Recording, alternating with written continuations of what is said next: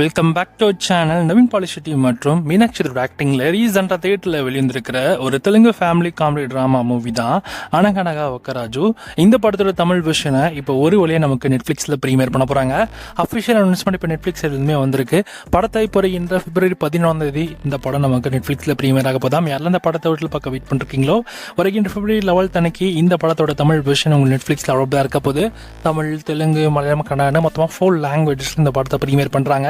And படத்தை பொறுத்தளவுக்கு பார்த்தீங்கன்னா படமும் பார்க்குறதுக்கு நல்லா காமெடியாகவே இருக்கும். ஸோ இந்த படம் கண்டிப்பாக ஃபேமிலி எமோஷனல் ட்ராமா மூவி லவர்ஸ்க்குலாம் இந்த படம் செம்மையாக செட் ஆகும்.